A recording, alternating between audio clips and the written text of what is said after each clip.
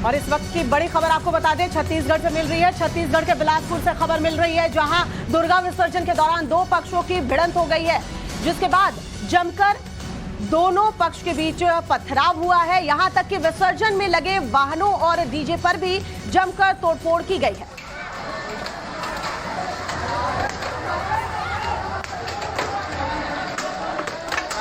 तो छत्तीसगढ़ के बिलासपुर में हम आपको बता रहे हैं, देखिए किस तरह से यहाँ पर तस्वीरें जो है वो सामने आई हैं। बिलासपुर में हर साल दशहरे के दूसरे दिन पूरे शहर में एक साथ झांकी निकालकर दुर्गा विसर्जन किया जाता है। बीती रात से ही शहर के गोल बाजार से लेकर पचरी घाट तक विसर्जन की तैयारी की गई थी। इसी दौरान राजनीतिक और सामाजिक तौर पर झांकियों के स्वागत की व्यवस्था भी बनाई गई थी, लेकिन कैसे दो गुट आमने सामने हो गए, तस्वीरों के जरिए आप समझ सकते हैं।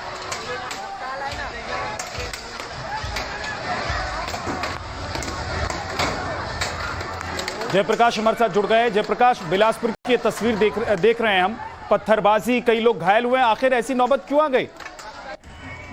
देखिए, लगातार छत्तीसगढ़ की कानून व्यवस्था पर सवालिया निशान उठ रहे हैं। दुर्ग और बिलासपुर में जिस तरह की घटनाएं हुई हैं, इसको लेकर कहीं ना कहीं जो है बीजेपी आरोप लगा रही है। जिस तरह की ये घटना बिलासपुर की तस्वीरें बता रही है, दो समुदाय के लोग जो है, ये समिति के लोग दुर्गा विसर्जन करने गए थे।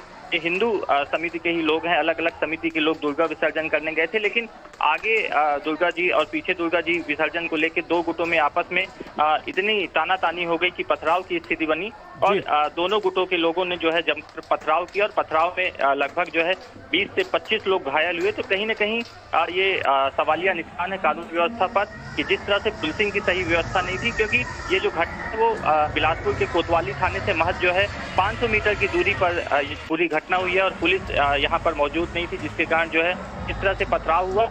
और कहीं ना कहीं जो तस्वीरें हैं वो दिखा रही हैं कि लोगों को किसी भी तरह का कानून का डर नहीं है, पुलिस का डर नहीं है। लोग जो है एक दूसरे को पत्थर मार रहे हैं। जयप्रकाश, अब बने रहिए हमारे साथ, एक बार तस्वीरें दिखा देते हैं अपने दर्शकों को। देखिए, बिलासपुर की तस्वीर है, छत्तीसगढ़ में किस तरीके से पत्थरबाजी हुई। दो ग्रुप जो कि दुर्गा विसर्जन करने के लिए जा रहे थे, वो आपस में भिड़ गए। इसके बाद नौबत ऐसी आ गई कि पत्थरबाजी होने लग गई और बताया ये जा रहा है कि ये सिर्फ जो पत्थरबाजी है ये पुरुष ही नहीं कर रहे थे, बल्कि महिलाओं ने भी अपने हाथ में पत्थर उठा लिए और एक दूसरे पर पत्थर मारने लगे। पुरुषों के साथ साथ महिलाएं भी पत्थर चला रही थी। इस दौरान दर्जन भर से अधिक लोगों के सर और शरीर के अन्य भागों में चोटें आई हैं। कानून व्यवस्था को लेकर बड़ी बातें करने वाली पुलिस और पुलिस के जो आला अधिकारी हैं वो अब सवालों के दायरे में हैं।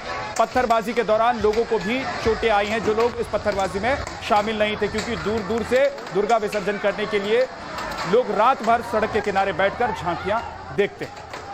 जाहिर सी बात है जयप्रकाश, जब झांकी निकलनी थी तो क्या व्यवस्थाएं वैसी नहीं की गई थी? क्योंकि यहाँ पर जब लोग पत्थर एक दूसरे के ऊपर मारते नजर आ रहे हैं तो पुलिस या पुलिस का कोई भी अधिकारी दूर दूर तक नजर नहीं आ रहा है। तो जब पूरे शहर में इस तरीके से झांकी निकलनी थी तो व्यवस्थाएं कहाँ की गई थी? करती है, लेकिन ये तस्वीरें दिखा रही है, इस तस्वीर से साफ समझ में आता है कि कहीं न कहीं उनके दावों में जो हकीकत होनी चाहिए वो नहीं है, क्योंकि कई 15 से 20 मिनट तक जो है पथराव होता रहा है।